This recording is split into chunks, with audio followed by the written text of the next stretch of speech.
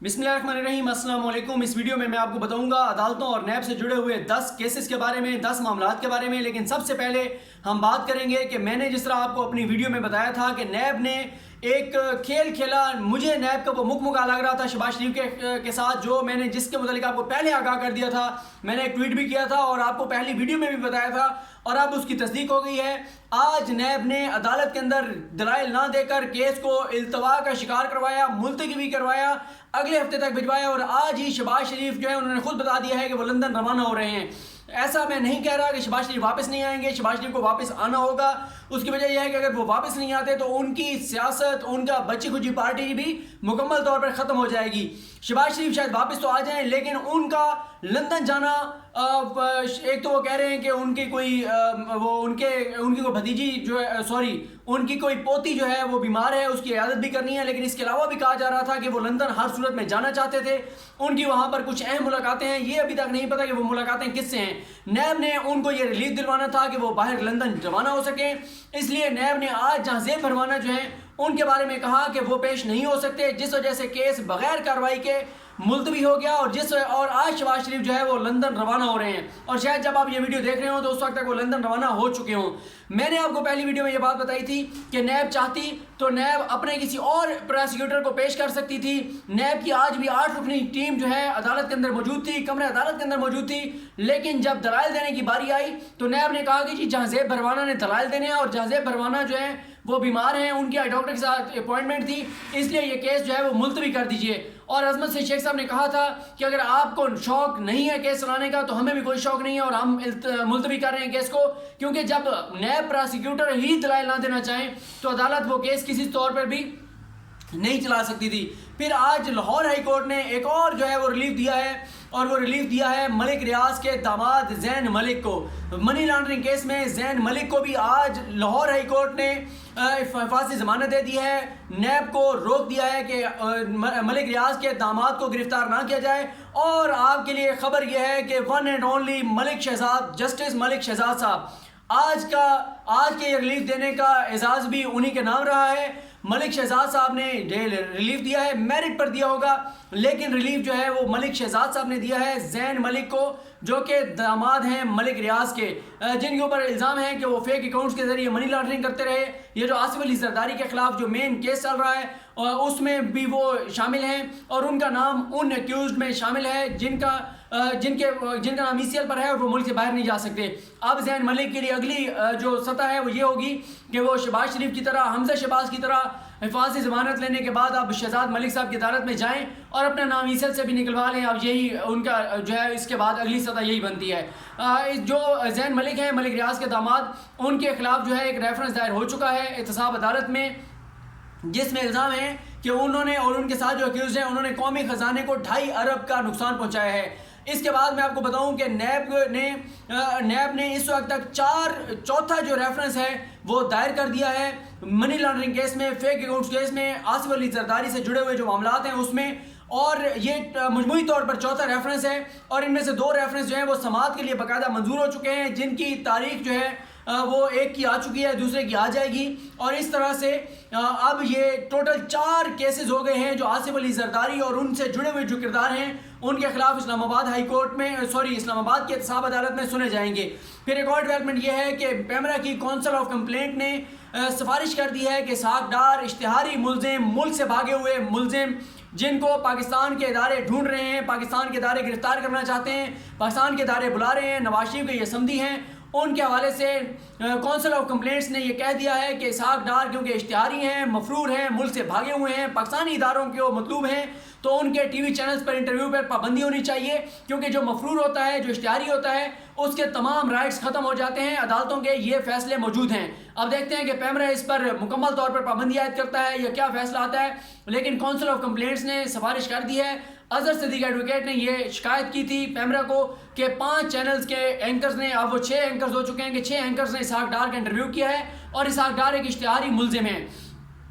आसिफ अली जरदारी और नवाज शरीफ खानदान के जो मनी लॉन्ड्रिंग के मामलात हैं वो आगे बढ़ रहे हैं। कुछ जगहों पे नैब की बदनीयती हो, नाअहली हो, मुकमुका हो, किसी भी वजह से वो ताख़ीर का शिकार हो सकते हैं। लाहौर हाई कोर्ट से किसी भी तरह के रिलीफ के बाद मामलात कुछ देर के लिए इल्तवा का शिकार हो सकते हैं, लेकिन ये केसेस ख़त्म नहीं होंगे। बार बार आपको यकीन दहानी इस बात की करा रहा हूँ, अपना जो मैं केसेस अटेंड करता हूँ सुप्रीम कोर्ट में, उनकी उस बुनियाद पर कि ये केसेस अल्टीमेटली जाके सुप्रीम कोर्ट में इनके फैसले होने हैं। जितने केसेस हैं आसिफ अली जरदारी के खिलाफ, शरीफ खानदान के खिलाफ, किसी एक में उनको रिलीफ मिल जाएगा, दूसरे में मिल जाएगा, लेकिन इनके खिलाफ दर्जनों केसेस हैं, क्योंकि 3-3 इन्होंने बारियां ली और उन 3-3 बारियों में तसल्ली से इन्होंने मुल्क को लूटा और आज मुल्क को उस ध्यान पर खड़ा कर दिया है कि आज जो है वो मुल्क खुदा न खास्ता दिवालिया होने के करीब पहुंच चुका था और मौजूदा हुकूमत ने कोशिश करके और मुल्क को दिवालिया होने से बचाया है। इसके बाद शहबाज शरीफ पे और हमजा शहबाज पे आज रमज़ान शुगर मिल्स केस में फर्द जुर्म आयद हो चुकी है और अब उसका ट्रायल बाकायदा तौर पे शुरू हो जाएगा। रमज़ान शुगर मिल्स केस में इल्ज़ाम है कि शहबाज शरीफ ने अपने शुगर मिल को फ़ायदा पहुंचाने के लिए एक नाला बनवाया और कौमी ख़जाने से पैसा खर्च किया, अवाम के टैक्स के पैसों से पैसा खर्च किया। बिल्कुल उसी तरह जिस तरह उन्होंने एक कानून में तब्दीली करके और अपने ख़ानदान की शुगर मिल्स को पंजाब के जो सेंट्रल पंजाब है उससे जनूबी पंजाब में मुंतकिल कराया था। लेकिन उस केस में हमने आपको बताया था कि सुप्रीम कोर्ट ने जो फैसला किया था, साबिक चीफ जस्टिस मिसाक निसार साहब ने, उन्होंने इसके खिलाफ फैसला दिया था और शरीफ खानदान की शुगर मिल्स को जनूबी पंजाब से वापस जहाँ से वो मुंतकिल की गई थी वहाँ पर लाने का हुक्म जारी किया गया था। और उसी केस में जस्टिस आयशा मलिक साहिबा ने लाहौर हाई कोर्ट की जो है उन्होंने ये फैसला दिया था कि कन्फ्लिक्ट ऑफ इंटरेस्ट था कि शहबाज शरीफ वज़ीर आला होते हुए अपने ख़ानदान को फ़ायदा पहुंचाने के लिए कवानीन में तब्दीलियां करवा रहे थे। रमज़ान चीनी जो कि फ्रंट मैन है शरीफ ख़ानदान के, मनी लॉन्ड्रिंग में उनके मुआविन थे, जो मुल्क से भाग रहे थे और गिरफ्तार हो गए थे, उनका 2 हफ्ते के लिए जिस्मानी रिमांड मंजूर कर लिया गया है। फिर आज सिंध हाई कोर्ट ने भी मिफ्ता इस्माइल को जो नून लीग के रहनुमा हैं उनको हिफाजत ज़मानत दे दी है। नैब को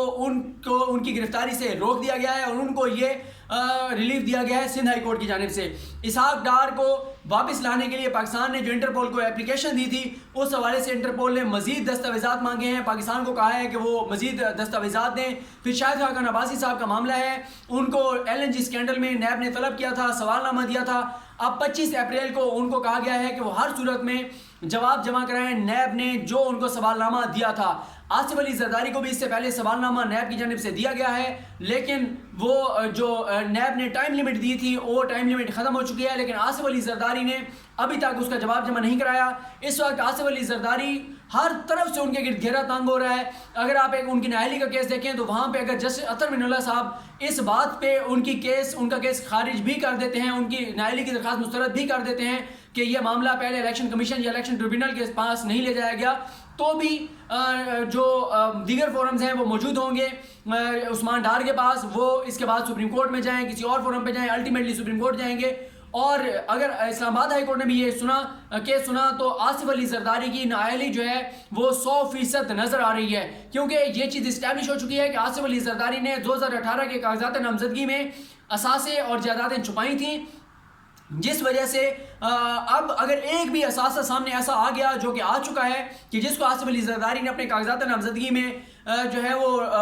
नहीं लिखा था, वो छुपाया है, तो उस पर आसिफ अली जरदारी 62(1)(f) के तहत नवाज शरीफ की तरह ताहयात नाअहल हो जाएंगे। और पीपल्स पार्टी के जो अंदरूनी हल्के हैं वो भी बार बार ये कह रहे हैं कि आसिफ अली जरदारी की नाअहली जो है वो पीपल्स पार्टी को नज़र आ रही है। इसी वजह से आसिफ अली जरदारी ने अंदरून सिंध में जाकर कहा है कि अगर मुझे नाअहल कर दिया गया तो मेरी बेटी आसफा जो है वो मेरी जगह इलेक्शन लड़ेगी, और इसीलिए आसिफ अली जरदारी को जेल भी नज़र आ रही है। इसलिए उन्होंने वहाँ पर जाके कहा कि मेरे बाद मेरे बच्चों बिलावल, आसफा, बख्तावर, उनका जो है वो ख्याल रखिएगा। इसके अलावा नवाज शरीफ का जो अल अज़ीज़िया रेफरेंस केस था उसमें 23 अप्रैल तक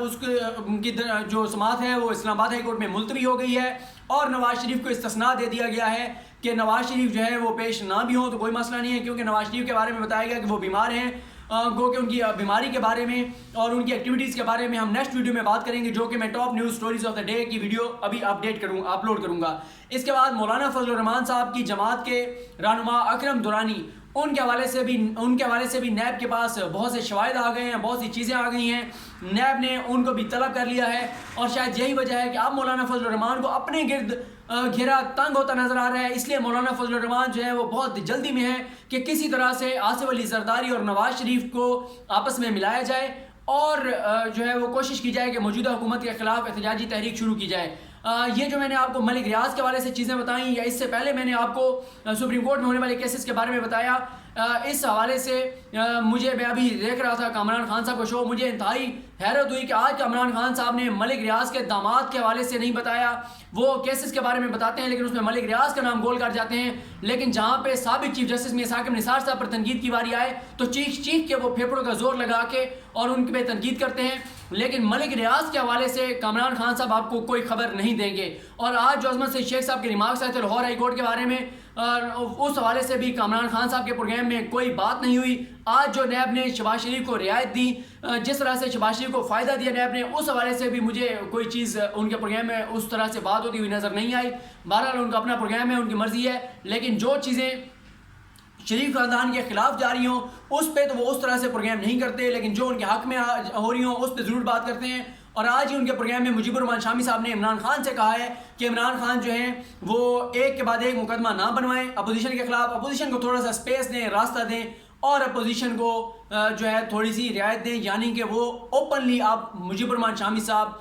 जो है वो अपोजिशन जमातों के लिए, मुस्लिम लीग नून, नवाज शरीफ, आसिफ अली जरदारी और पीपल्स पार्टी के लिए इमरान खान से NRO मांग रहे हैं। ये थी तफसीलात। और शायद वो जो रऊफ क्लासर साहब ने बताया था कि इमरान खान ने सहाफ़ी से मुलाकात में कहा कि एक सहाफ़ी मेरे पास आए और मुझे कहा कि बड़ेपन का मुजाहरा करें और नवाज शरीफ को माफ़ कर दें, तो इमरान खान ने कहा कि मैंने उस सहाफ़ी से कहा कि ये मेरे बाप का पैसा है कि मैं उस नवाज शरीफ को माफ़ कर दूं, ये कौम के टैक्स का पैसा है। और इसीलिए इमरान खान बार बार कह रहे हैं, फवाद चौधरी कह रहे हैं कि नवाज शरीफ और आसिफ अली जरदारी एक ही सूरत में बच सकते हैं कि वो प्ली बार्गेन कर लें और कौम का लूटा हुआ पैसा जो है वो वापस कर दें। तो शायद इमरान खान का इशारा जो है वो मुजीबुर रहमान शामी साहब की तरफ था, क्योंकि आज शामी साहब ने खुलकर कह दिया है कि इमरान खान, और ओपनली कह दिया है, टीवी पर बैठ के कह दिया है कि इमरान खान अपोजिशन को रियायत दें। ये अपडेट थी अदालती केसेस, नैब केसेस के बारे में। नेक्स्ट वीडियो में हम बात करते हैं top news stories of the day, उसमें भी हमारे पास बहुत अहम स्टोरीज हैं। और आज मुझे ये दूसरी वीडियो लगानी पड़ रही है अदालती केसेस पे, मामलात पे, क्योंकि इतनी तेज़ी से डेवलपमेंट्स हो रही हैं, तो मैं साथ साथ आपको अपडेट रख रहा हूँ इन सारे केसेस से,